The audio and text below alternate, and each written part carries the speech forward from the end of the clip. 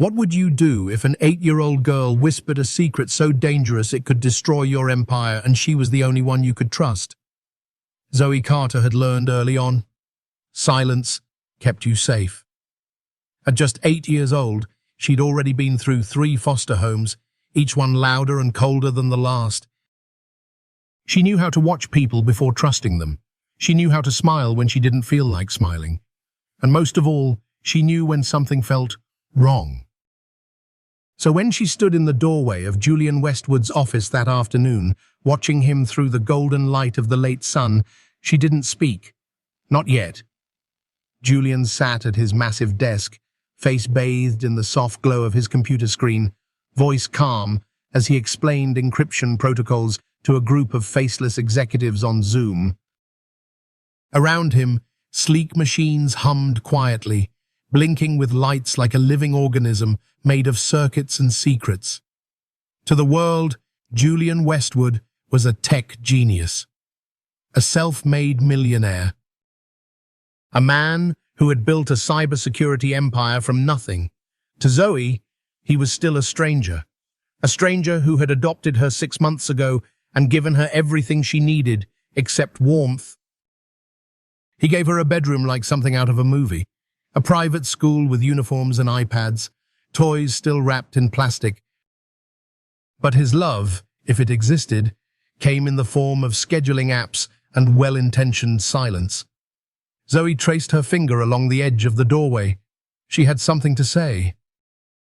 Something that made her stomach twist and her chest feel tight. But how do you speak when the person you're trying to reach doesn't seem to hear? She took a step into the office. Julian didn't look up. His fingers danced across the keyboard. His voice stayed steady. "Sweetheart," he murmured, holding up one finger. "Just a minute." But Zoe had waited long enough. She stepped closer. Her little hand tugged gently at the sleeve of his shirt. Another "just a second" came. And then, without warning, she leaned in and whispered the words that would change everything. "There's a camera in your office, but it's not yours." Julian froze. Every muscle in his body turned to stone. The conversation on the screen faded into nothing. All he could hear was the soft, serious voice of the girl standing beside him. He turned. Really turned, and for the first time since he'd brought her home, he saw her. Zoe's big brown eyes were locked on his. Calm, steady, no fear. Just truth. "Behind that painting," she said, pointing. "The one your girlfriend gave you last month. I see it blink at night when you're not here." Julian followed her gaze. The oil painting, rolling hills, wildflowers, soft colors, had been a gift from Sloane. She'd insisted it would bring beauty to the space. Her smile had been dazzling. Like always, his mouth went dry. Sloane. The woman he'd been falling for. The woman he was planning to propose to. The woman who always seemed to show up with coffee at just the right time. Who cleaned his office when he was in meetings. Who asked about his schedule. A lot. Zoe looked up at him again. "I scan for signals when I can't sleep," she said, almost apologetically. "Most are normal. But this one, it's not on our network." Julian stared at her. This little girl, barely past second grade, had just told him something he, a world-class security expert, had completely missed. "How long have you known?" "Since she hung it up," Zoe said quietly. "I didn't want to say anything. I wasn't sure if you already knew, or if you'd believe me." Julian's heart cracked.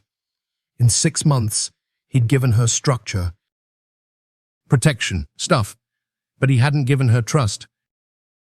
"I believe you," he said, and for the first time she smiled. Not a polite smile. A real one. She ran to the hallway, grabbed her tablet, and brought it back. Her fingers flew across the screen like a pianist playing a familiar song. "I learned this from watching you," she said, pulling up a network map of the house. "You were working on router configs last month. I downloaded the app and started scanning." Julian blinked at the screen. There were dozens of devices, computers, phones, smart locks, lights, but 3 stood out in red. "This one is in your office," she said. "This one's in the living room in the vase Sloane brought. And this one's in your nightstand." Julian's breath caught. The woman he had trusted, cared for, opened his home to had been planting surveillance devices throughout his house, recording everything. His work, his conversations, his life. And the person who uncovered it all was the little girl he'd barely learned to listen to. "I've been trying to tell you," Zoe said, "but you were always busy." Julian sat back in his chair, stunned. This wasn't just about hidden cameras. This was a betrayal on every level, a threat to his company, his security, and the girl standing in front of him. "We need to talk," he said. "Okay," Zoe replied softly, "but only if you really listen this time." And for the first time he did. Julian Westwood didn't sleep that night. Not really. He lay in bed beside Sloane Whitaker, his girlfriend, his maybe fiancée, listening to her breathing, watching the soft rise and fall of her chest. It all felt wrong now, like a stage set, like she wasn't asleep at all but waiting for him to close his eyes first. Just hours earlier, an 8-year-old girl had whispered something that flipped his world upside down. Zoe Carter, his adopted daughter, though if he was honest, he hadn't truly seen her as his daughter until yesterday. She had come into his life 6 months ago, a quiet, watchful foster kid who barely spoke unless spoken to. He'd thought giving her comfort, safety, and opportunity would be enough, but he'd been wrong. What she needed wasn't more gifts or tutors. She needed someone to listen. And when she finally really spoke, it wasn't about school or toys or bedtime stories. It was about espionage, about a camera, about betrayal. That morning, Julian sat at the kitchen counter, staring into a mug of untouched coffee. Zoe padded into the room, already dressed, her backpack slung over one shoulder. But her eyes were tired, too tired for a child. She hadn't slept either. She sat across from him and waited. "We need help," she said simply. No greeting, no hesitation. Julian blinked. "What kind of help?" "If Sloane's involved," Zoe said, "and if your CFO is too." Julian's brow furrowed. "Grant?" "You think Grant's involved?" "He comes by when you're traveling," Zoe said quietly. "I've seen them whispering in your office. Once he said something about aligning the timeline with the product launch. I didn't know what it meant until now." Julian exhaled slowly. Grant Whitaker, his right-hand man. The person who knew every detail of his schedule, his passwords, his roadmap for the next product release. If Grant was in on it, the breach wasn't just personal. It was catastrophic. "We can't go to your company's team," Zoe said, "because if he's involved, you don't know who you can trust." Julian nodded. She was right, again. "So who can we trust?" he asked. Zoe hesitated for the first time, then said one name. "Eleanor." Julian looked up. "Eleanor Carter?" he asked. "Our house manager?" Zoe nodded. "She listens to me. She sees everything." "And she's been with your family since before you started your company. If anyone's on our side, it's her." Julian paused. Eleanor had been with the Westwoods for nearly 2 decades. She ran the house like a clock, quietly, efficiently, and without drama. She was loyal, discreet, sharp, and Zoe trusted her. That was enough for him. That afternoon, the 3 of them gathered in the library. Zoe, Julian, Eleanor. The walls were lined with leather-bound books, oil portraits of ancestors who looked far more dignified than they probably were, and now truth. Julian laid it out. Everything Zoe had discovered, everything he'd seen, the blinking lights, the data streams, the second device in his nightstand. Eleanor listened without a word, her fingers folded in her lap, eyes calm and sharp. When they finished, she simply said, "I've had doubts about Ms. Whitaker for some time." Julian's eyebrows rose. "She knew too much," Eleanor continued. About your schedule? About your investors? She asked strange questions when she thought I wasn't paying attention. She turned to Zoe. And you, little one, you saw what the rest of us missed. I'm proud of you. Zoe flushed, but her shoulders straightened a little. Someone had finally believed her without question. What do we do next? Eleanor asked. Julian looked at Zoe. We need proof, he said. Real evidence. If this goes to court, or if we alert the FBI, we need more than blinking lights and gut feelings. I can help, Zoe said. They both turned to her. I've been scanning everything, she said, pulling up her tablet. Sloane's devices send data to an external network. It's not ours. If I can trace the signal back, I might be able to see what's being sent and where. Julian stared at her. Where did you learn how to do that? Zoe shrugged. You, watching you work, and YouTube. Julian laughed, more in shock than amusement. This 8-year-old was performing counter-surveillance operations better than some of his full-time staff. Eleanor, however, didn't look surprised. She's always been watching, she said. Not just screens. People. Julian frowned. I don't want her in danger. I'm already in it, Zoe said quietly. They're using me. They talk to me like I'm just a kid who doesn't understand, but I do understand. And if we don't do something soon, they're going to get away with it. Julian was silent for a long moment, then nodded. Okay. But we do this together. No one takes risks alone. Zoe smiled. Not the forced kind. A real one. For the first time, she wasn't just the girl he had adopted. She was his partner. Julian Westwood had built an empire on logic, on data, on evidence, on never flinching when it was time to make hard decisions. But this was different. Because this wasn't just about technology or corporate sabotage or cybersecurity. This was about Sloane, the woman he'd let into his house, into his heart, and into every corner of his life.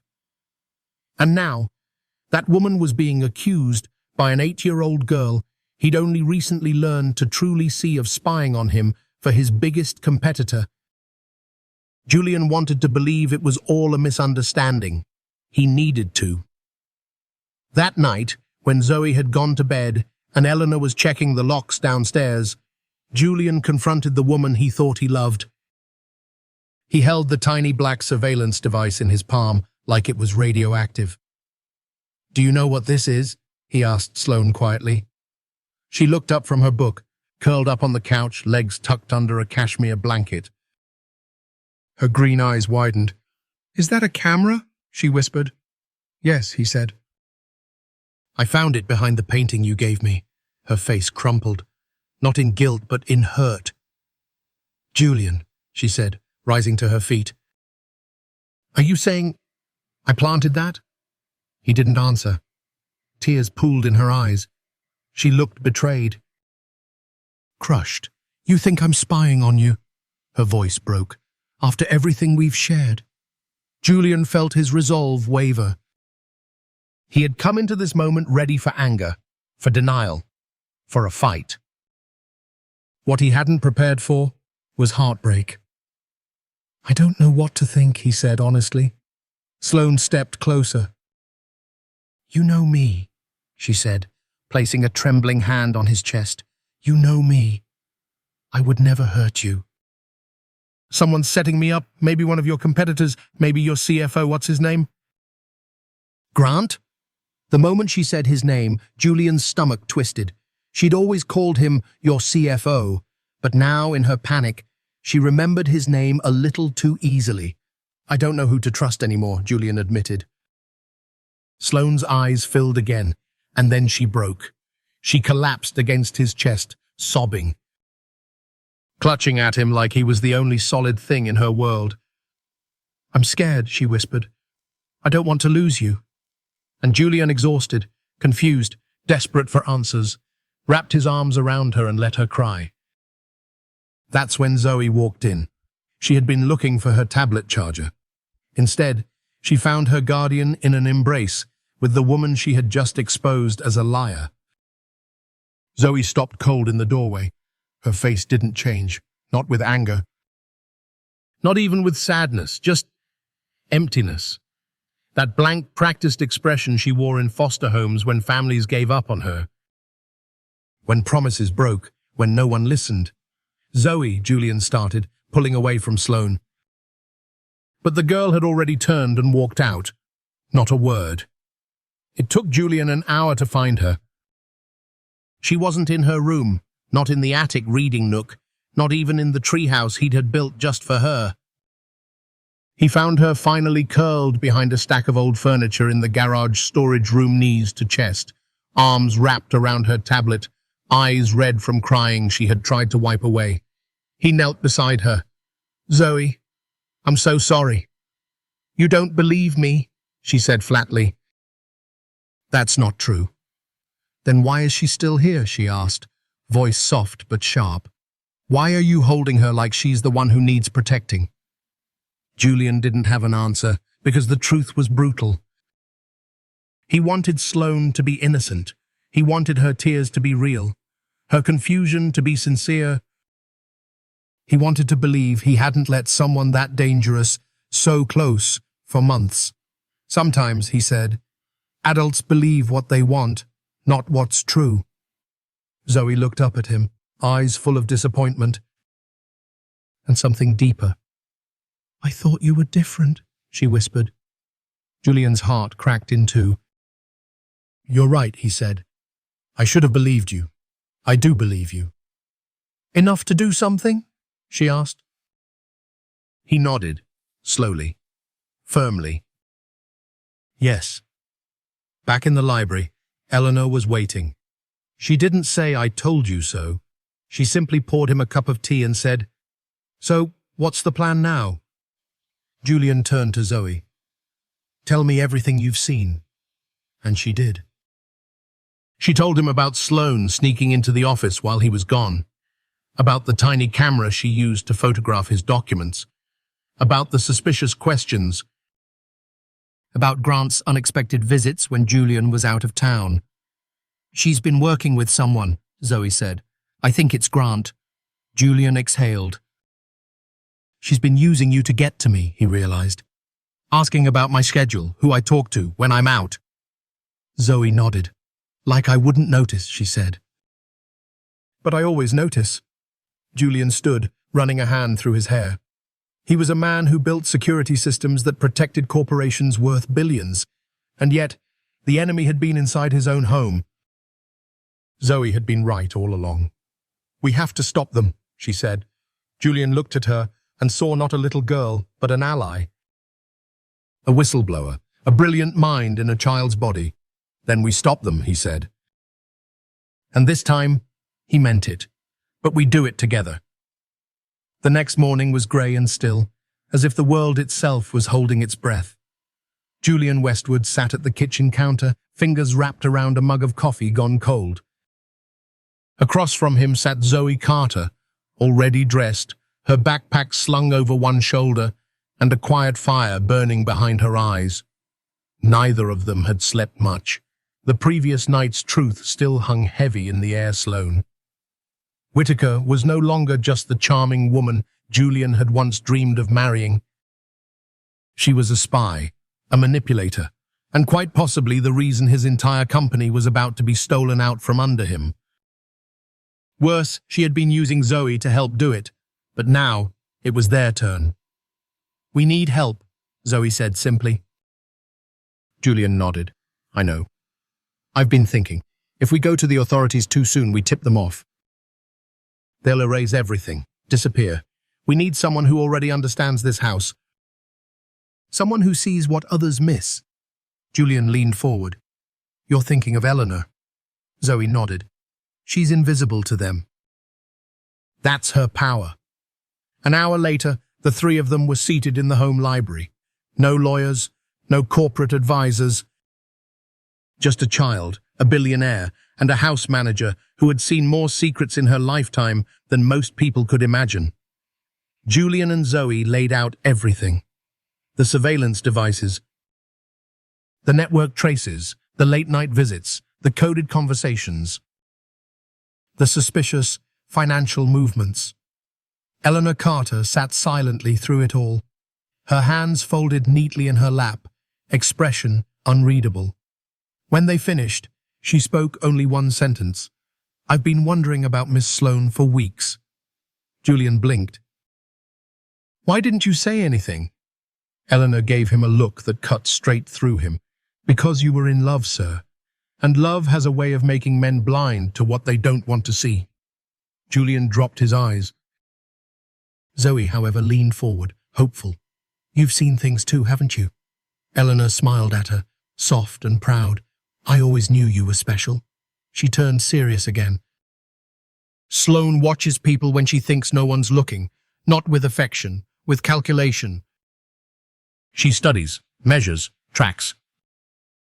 I've seen it before when I worked for a diplomat's wife in Europe. She had the same eyes." Julian's chest tightened. This was bigger than he'd allowed himself to believe. "What else?" he asked. Eleanor nodded slowly. "I've seen her take phone calls in her car after visiting you. Heard her ask odd questions about your investors. And just yesterday morning, I found her in your father's old office at 6 a.m., said she was looking for a book." Julian's voice dropped to a growl. "Was she near the bookshelves?" "No," Eleanor said flatly. "She was standing at your backup server." The silence that followed was suffocating. Everything was converging, proof, motives, patterns.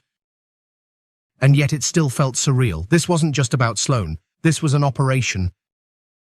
"So what's our next move?" Eleanor asked calmly. Julian looked at Zoe. She took a deep breath, then opened her tablet. The screen lit up with a cluster of red signals. "These are the devices she planted," she said. "They've been transmitting regularly.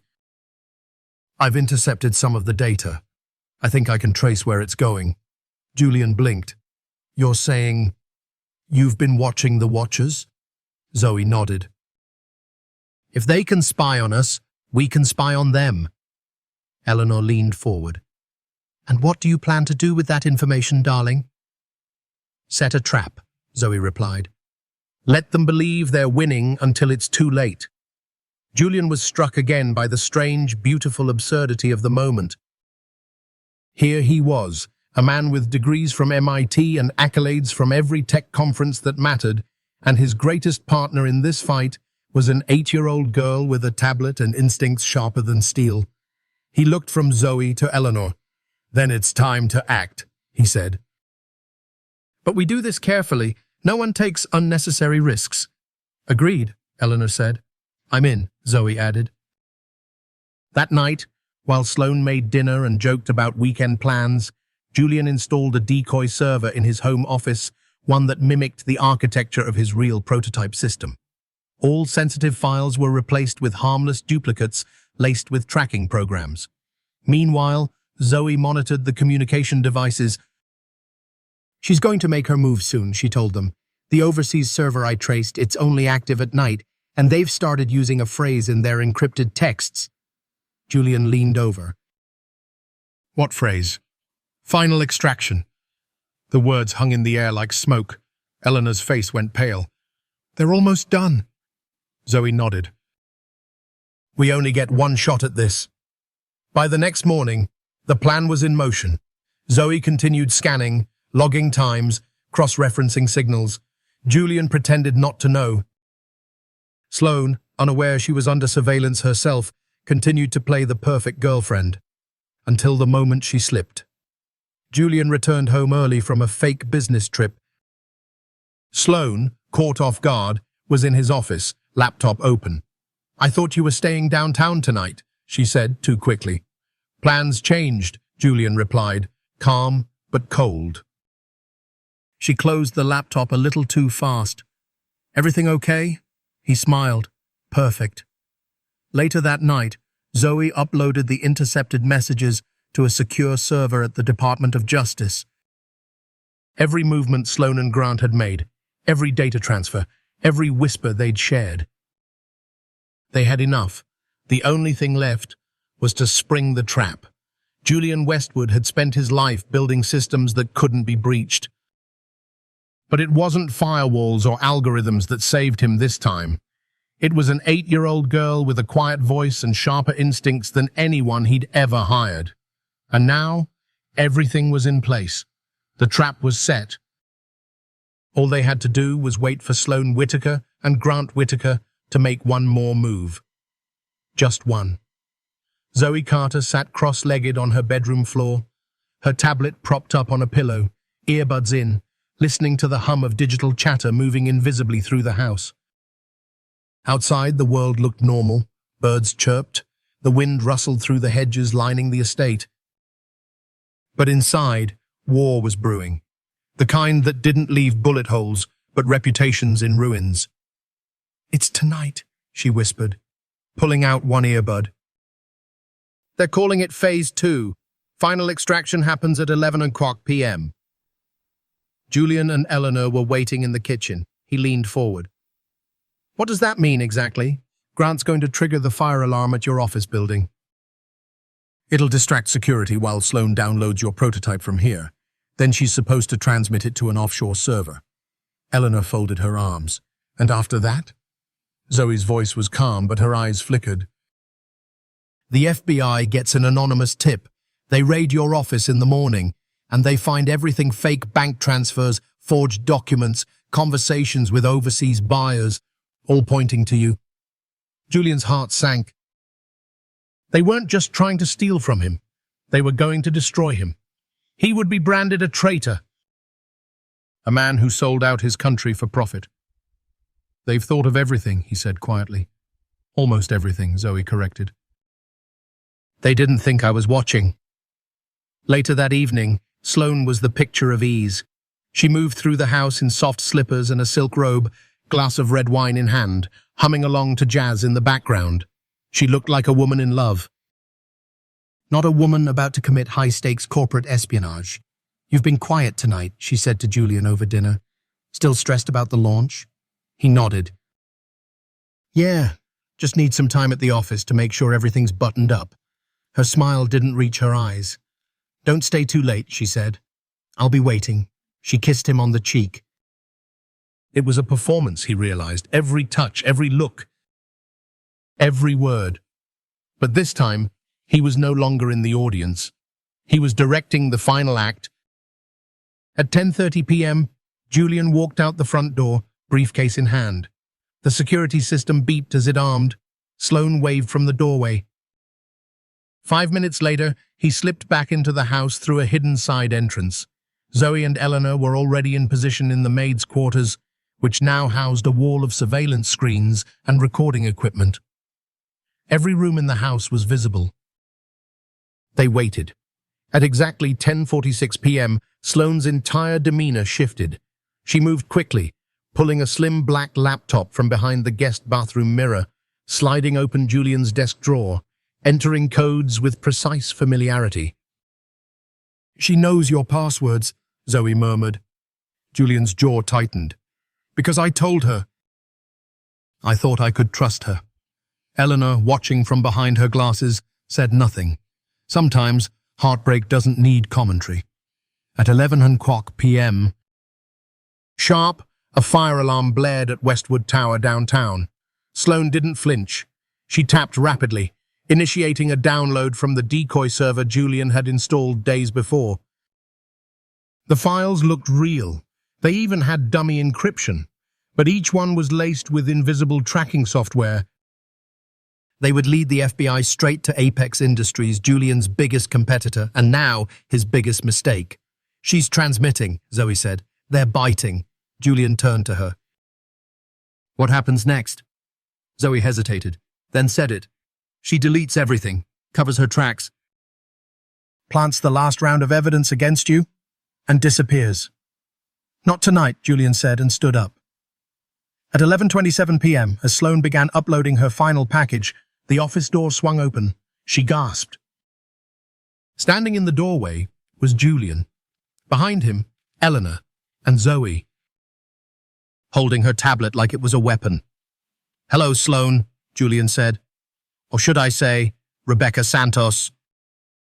Age 31, wanted for espionage in 4 states. Her smile vanished. In its place, ice. "You don't understand what you've stepped into," she said coldly.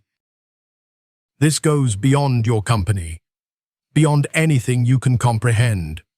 "You're right," Julian replied, "which is why the FBI has been recording everything for the past 6 hours. Her eyes widened. "Your buyers overseas," he added. "They're agents. You've been selling them evidence of your own crime." "And Grant?" Zoe chimed in. "He's already in custody. We watched him plant the documents." Sloane took one shaky step back. For the first time since they'd met, Julian saw her without the mask. "No charm, no seduction, just calculation." Panic, rage. "You little," she hissed at Zoe. Julian stepped forward. "Don't talk to her like that." Outside, sirens howled. Inside, justice took root. The agents moved in swiftly, reading Miranda rights like scripture. Sloane Rebecca was silent. She didn't resist. "Because some battles, you know when you've lost." Zoe stood beside Julian, not saying much, just watching. And when the front door closed behind the last federal agent, she finally spoke. "So, that's what it feels like to be believed." Julian looked down at her. "It's what it feels like to be heard." The house was silent the next morning. No agents, no alarms, no lies pretending to be love, just sunlight pouring through the tall windows and the faint smell of fresh coffee drifting from the kitchen. For the first time in weeks, Julian Westwood didn't feel like he was bracing for impact. He stood in the hallway, holding a piece of paper he'd never thought he'd sign an official request to begin Zoe Carter's full adoption proceedings. She was already his in every way that mattered. But now it would be legal, permanent, real. He walked into the living room, where Zoe was curled up on the couch, knees tucked under her, wrapped in one of Eleanor's knitted blankets. Her eyes looked different now, not guarded, not waiting to be sent away, just present. "Morning," Julian said gently. Zoe looked up, gave a small smile. "Morning." He walked over, held out the paper. She read it silently, then looked at him. "You want to keep me?" He crouched in front of her, nodding. "Not because I have to, not because it looks good, but because I want to. Because you're the best thing that's ever happened to me." Zoe didn't cry. She didn't need to. Her smile said it all. Later that afternoon, the three of them, Julian, Zoe, and Eleanor Carter, sat around the kitchen island like a family that had been through something no one else would ever quite understand. Eleanor stirred cream into her tea. Zoe traced a pattern on the granite counter. Julian stared at the fridge, where Zoe's drawing of a spy radar was still taped crookedly from a week ago. "So what happens now?" Zoe asked. "Now," Julian said. "Now we make sure this never happens again, to anyone." He pulled out a slim folder, his latest business proposal. Not for a product, for a mission. "I want to start something new," he said. "A foundation. One that helps people recognize when they're being manipulated by romantic scammers, corporate spies, anyone who preys on trust." Zoe blinked. "Like what happened to us?" Julian nodded. "Exactly." He opened the folder. On the front was the name, written in bold letters, the Zoe Carter Foundation. Zoe's mouth fell open. "Wait, you named it after me?" "Of course I did. You're the reason it exists." "You didn't just save me, you saved this entire company. Probably a lot of people we'll never even meet." Zoe looked at Eleanor, who nodded proudly. "You earned it, sweetheart." Zoe ran her fingers across the name like it might disappear if she blinked. In the days that followed, life began to shift. The media caught wind of the arrests. A massive corporate espionage ring had been dismantled. Headlines called it one of the most sophisticated infiltration plots in modern tech history. But what they didn't know, what Julian never revealed, was who truly cracked the case. An 8-year-old girl with a second-hand tablet and a sense that something wasn't right. Zoe didn't ask for credit, but Julian gave it anyway. At the courthouse a week later, when the judge stamped the final adoption order, Zoe stood a little taller. The press didn't know her name, but Julian Westwood did. And now it was written on the certificate, Zoe Carter Westwood. She belonged, not because of luck, not because of law, because someone finally chose her and meant it. Back at the house, they redecorated. They tore down the painting where the first camera had been hidden. In its place, they framed one of Zoe's drawings, a child holding hands with two adults, standing in front of a house that looked suspiciously like theirs. They changed the furniture, the layout, even the locks. But more than that, they changed the feeling of the place. No more secrets. No more walking on eggshells. Just home. One evening after dinner, Julian handed Zoe a small box. Inside was a device that looked like a phone, but wasn't. "What is it?" she asked. "It's the prototype I've been working on. Based on what you discovered.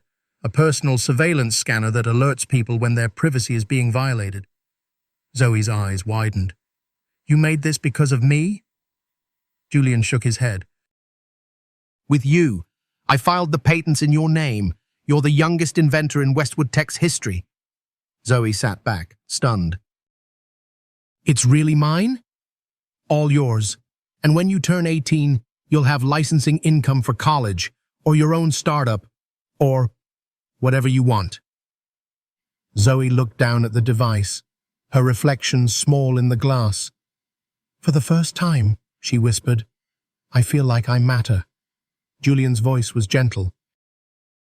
"You always did. It just took the rest of us a while to catch up." That night, as Eleanor tucked Zoe into bed, Zoe looked up at her with those steady, brilliant eyes. "You think the foundation will help people?" Eleanor brushed a curl from her forehead. "I think it already has. You helped Julian trust again, helped this house feel safe again.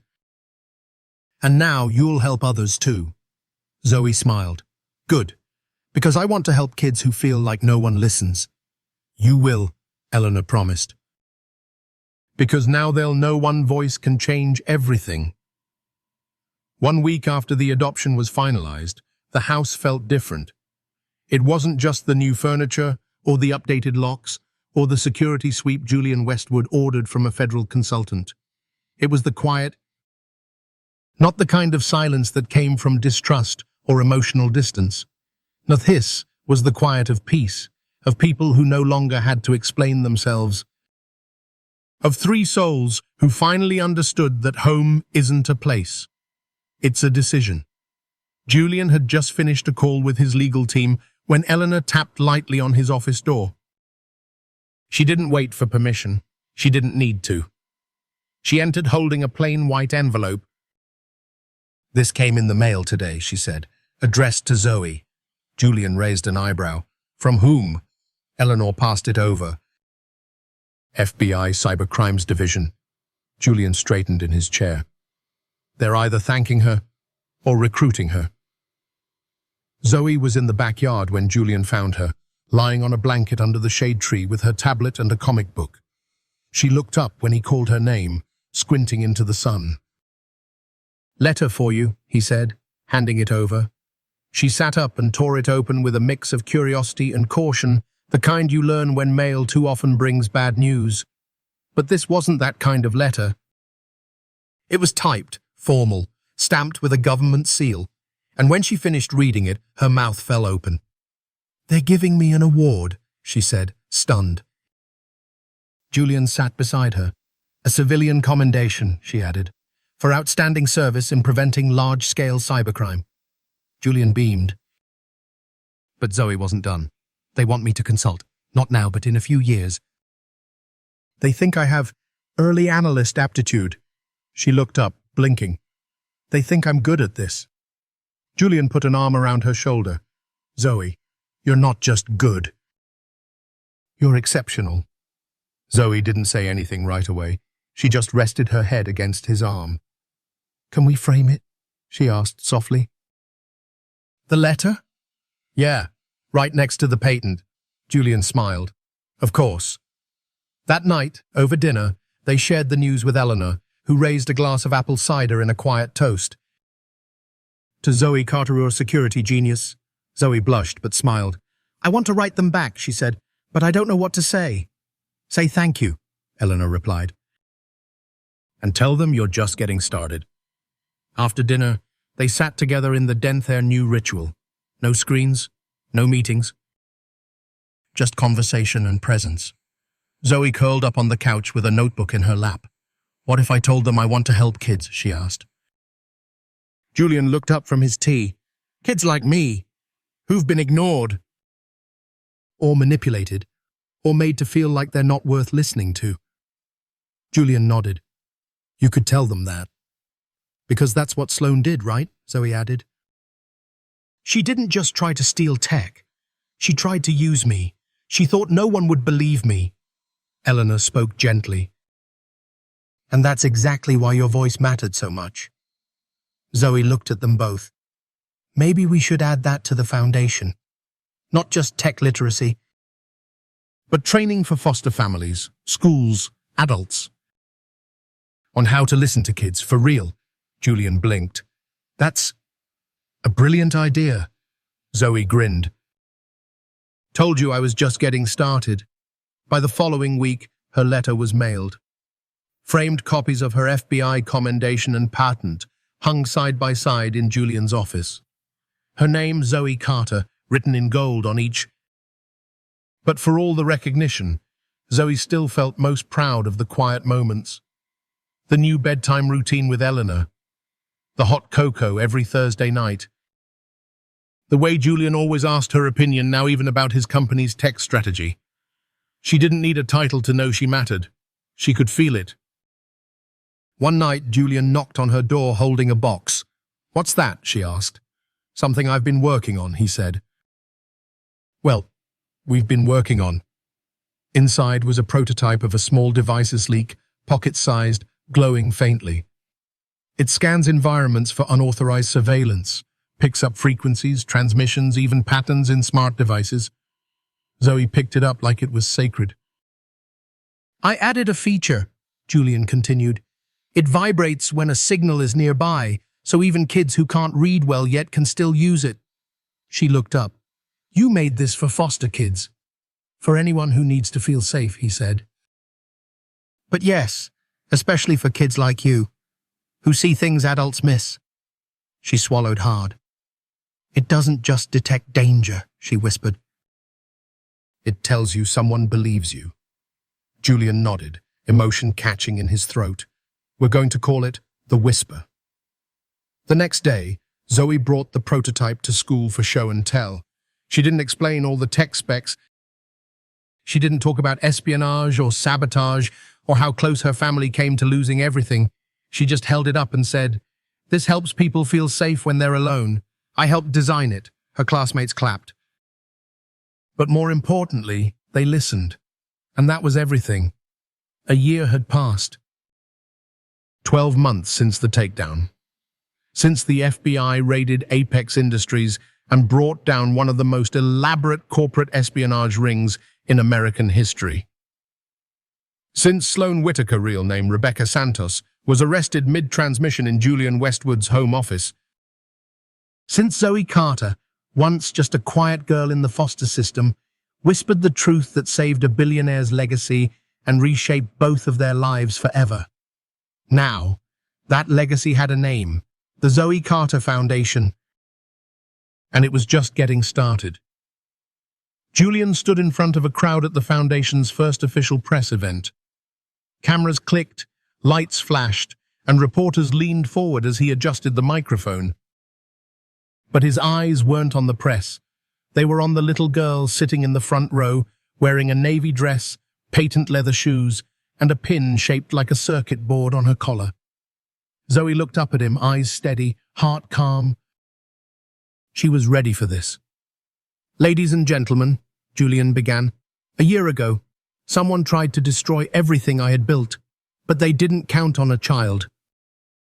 A child who noticed what grown men missed, a child who trusted her instincts, a child who refused to stay silent. He paused. Today, that child is no longer just my daughter. She is the inspiration behind an organization that will change how we listen to young people, how we protect them. Welcome to the official launch of the Zoe Carter Foundation. Applause erupted. But Zoe didn't smile until she saw Eleanor Carter standing in the wings, nodding with quiet pride, because applause was nice. But being believed, that was everything. The Foundation's mission was clear. Equip children, especially those in foster care, with tools to recognize manipulation and digital threats. Educate adults, teachers, guardians, law enforcement on how to really listen. Develop tech tools to detect unauthorized surveillance in everyday environments. At the center of it all was the Whisper, the handheld device Julian and Zoe co-developed. Small, quiet, simple, but it told the truth. And for so many kids, that was revolutionary. 2 months after the launch, the Foundation received a letter. It was from a 14-year-old in Ohio. Her mother had started dating someone new, charming, successful. But something about him felt wrong. The girl had used the Whisperer donated unit from a community center partnership and found a hidden mic under their coffee table. The man turned out to be a scam artist, targeting single mothers with teenage daughters to extract financial info and steal identities. Zoe read the letter in silence. At the bottom, scribbled in pencil, "Thank you for giving me something to trust when no one would believe me." She folded the paper slowly. "That," she said softly, "is why we keep going." Julian watched his daughter work after school, each day reviewing designs, responding to messages from kids across the country, sketching her ideas in a notebook labeled "Things That Shouldn't Be Ignored." She wasn't chasing fame. She wasn't even chasing justice. She was protecting the unheard, one signal at a time. One evening, while helping Eleanor prepare dinner, Zoe turned from the stove and asked, "Do you think people change because they want to, or because something forces them to?" Eleanor didn't answer right away. She wiped her hands and sat at the kitchen table. "I think most people stay the same. But sometimes someone comes into their life and holds up a mirror so clear they have to face themselves. Like I did for Julian," Eleanor smiled, "and like he did for you." Zoe thought about that, then nodded. "Good, because I don't want to be the only mirror." At the Foundation's 6-month milestone, Zoe was invited to speak at a national tech conference. She stood at the podium in front of thousands of cybersecurity experts, many of them twice, 3 times her age. She wasn't nervous. She told them a story about a girl in a big house, a painting with a hidden eye, a boyfriend with a secret agenda, and a whisper no one expected to matter. "If you build systems," she said, "make sure they protect people, not just passwords. The most advanced firewall in the world is useless if you ignore the voice of a child who knows something's wrong." The room fell silent. Then came the standing ovation. Julian didn't clap. He just watched. Tears in his eyes. Pride in his bones. That night, Zoe sat on the back porch with Julian beside her, stars blinking above them like a different kind of code. "You ever think about what would have happened if you didn't listen to me that day?" she asked. Julian exhaled. "More often than I care to admit." Zoe nodded. "You could have lost everything." "I almost did," he said. "But I didn't, because you were brave enough to speak, and patient enough to wait for me to really hear you. Would you listen sooner now?" Julian looked at her. "I'd never make you wait again." She smiled. "Good, because I'm working on something new." "What kind of new?" Zoe leaned closer. "A version of the Whisper that alerts you before someone tries to manipulate you. Predictive pattern learning based on speech cues, timing, behavior models." Julian chuckled. "So, a lie detector that works on intuition?" "Basically," she grinned. "You'll change the world, you know." "I don't want to change the world," she said, resting her head on his shoulder. "Just protect the parts that matter." Trust is a fragile thing. It takes time to build, but only one crack to shatter. And even after all they had been through, after the arrests, the foundation, the framed awards on the wall, Julian Westwood still found himself wondering, could it happen again? It started with a late-night phone call. Julian's new head of cybersecurity, a former federal agent named Carla, sounded unsettled. "We've detected some strange network activity tied to your home, not from outside." "From inside. Someone's trying to probe the firewall." Julian's first thought was panic. His second thought was worse. "Not Zoe?" "Could be," Carla said. "But if it is, she's operating 2 steps ahead of anything we've seen before." Julian's stomach turned. He didn't want to believe it. But he had believed in someone once before, and almost lost everything. The next morning he approached Eleanor Carter in the kitchen. She was prepping breakfast, humming softly. She paused when she saw his expression. "Something's wrong." Julian nodded. "There's been activity from inside the house. I don't want to jump to conclusions, but I need to know if Zoe's been doing anything with the server." Eleanor frowned. "Julian, she's a child." "She's a genius," he corrected. "That was the problem. She could do it. And if she had a reason, she would. But would she keep it from him?" That evening, Julian knocked on Zoe's door. She was building a miniature drone on her desk, safety goggles pushed up in her hair. Wires, tiny circuit boards, and an empty juice pouch surrounded her. "Hey," he said. "Got a minute?" She looked up. "Sure." He stepped in, sat on the edge of her bed. Every part of him hated what he was about to say. "Zoe, has anyone asked you to run a test on the home network recently?" "No," she replied, blinking. "Why?" "We're seeing activity. Someone tried to get into the mainframe from inside." She froze. "You think it was me?" Her voice wasn't angry. It was something worse. Hurt. Zoe stood up, arms folded. "I thought we were past this. You trust me, remember?" Julian exhaled. "I do, but I also trusted Sloan and Grant. And they looked me in the eye, too." Zoe's jaw clenched.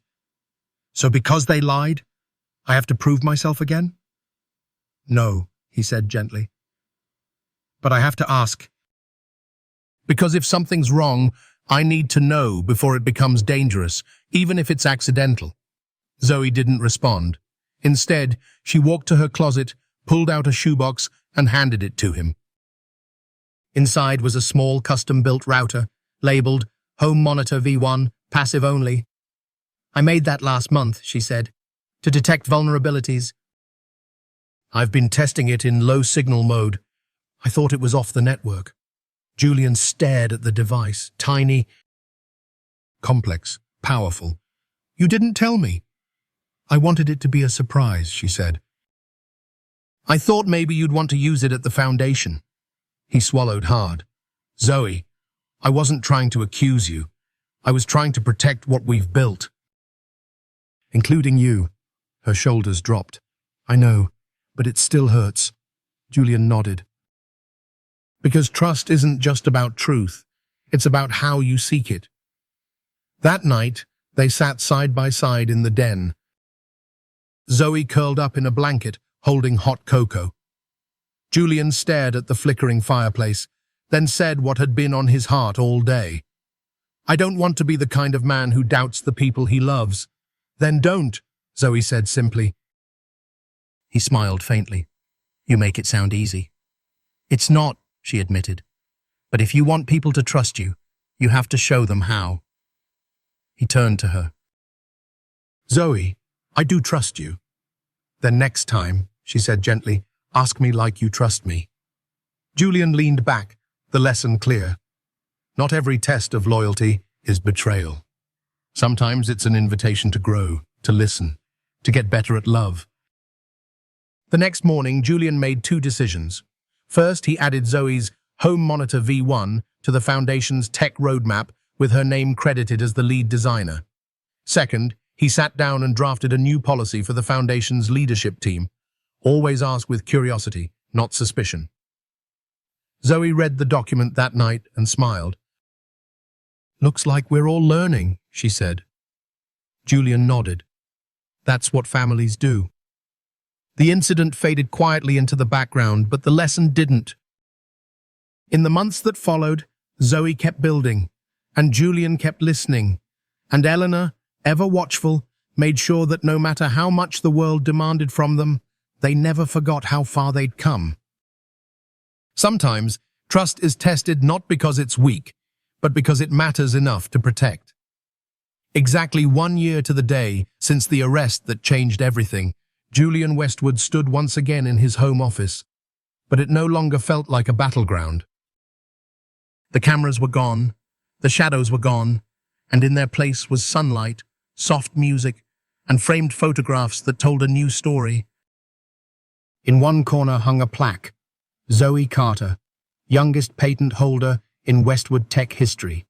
Beside it, a photo from the adoption hearing.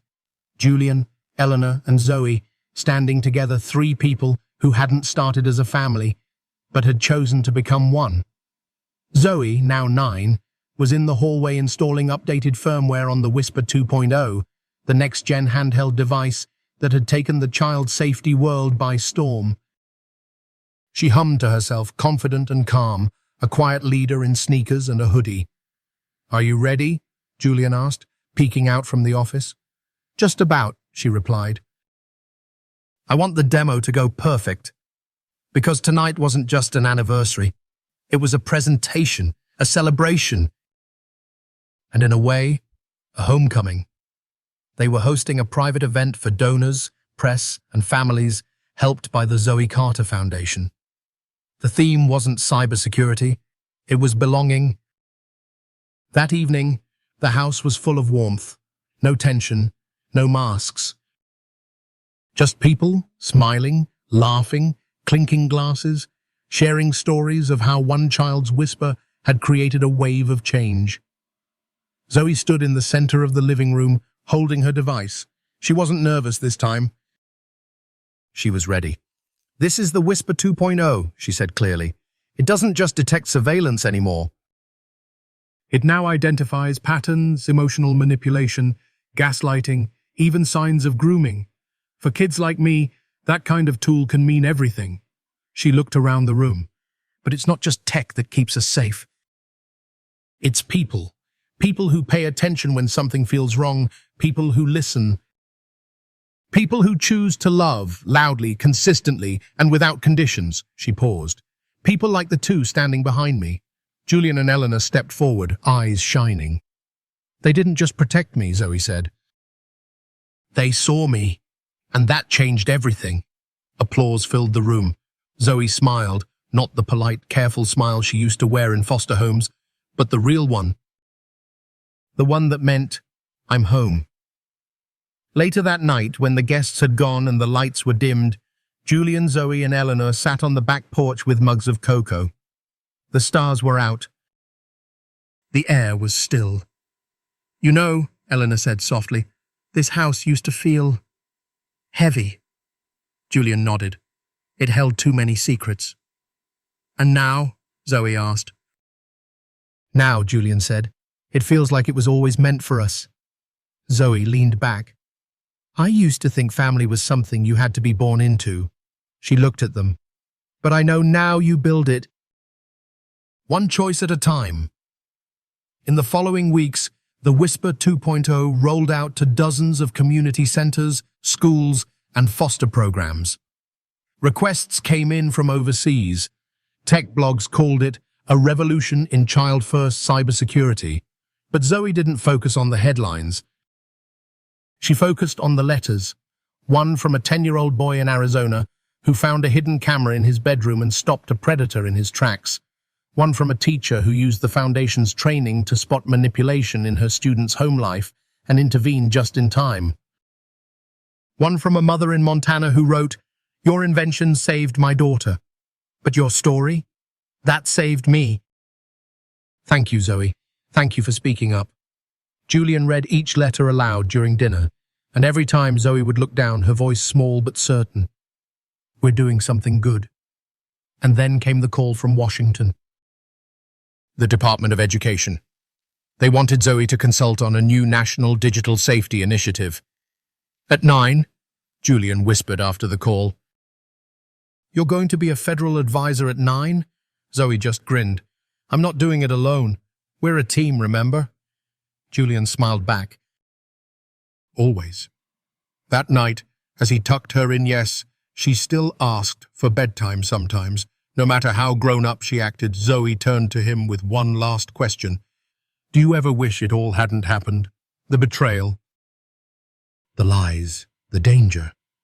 Julian thought about it, about the pain, the fear, the near loss of everything. Then he looked at her. "No," he said, "because it led me to you." Zoe's eyes glistened. "Even if I had to shout a little to be heard?" Julian kissed her forehead. "Especially because of that." As he walked down the hallway, he glanced at the framed note on his office wall. Zoe had written it the day the foundation launched. "Thank you for listening. Love, your daughter." Not adopted daughter, not foster child, just daughter. And somehow that was the most powerful thing Julian had ever built. Not a system, not a company, not even a foundation, but a family. Because in the end, the greatest protection isn't a password. It's love that listens, and a child who's no longer afraid to speak. Sometimes, love finds you after the storm. We often think the greatest chapters of our lives are behind us, written in younger days, sealed in memory. But sometimes what we believe is an ending is just a pause, a quiet moment before something unexpected and deeply beautiful. You might lose someone. You might be betrayed. You might spend years building a life only to watch it crumble in a single season, but don't close the door to what's still ahead. Because love doesn't always arrive in grand gestures or early years. Sometimes it finds you in your 70s, through the laughter of a grandchild not born from your blood, but your kindness. Sometimes it looks like friendship rekindled or purpose rediscovered in a late-night volunteer shift. And sometimes love speaks through a child's whisper, a note on the fridge, or a hand that reaches for yours, not because it has to, but because it wants to. So hold on, there's more story left. And the best parts are still being written.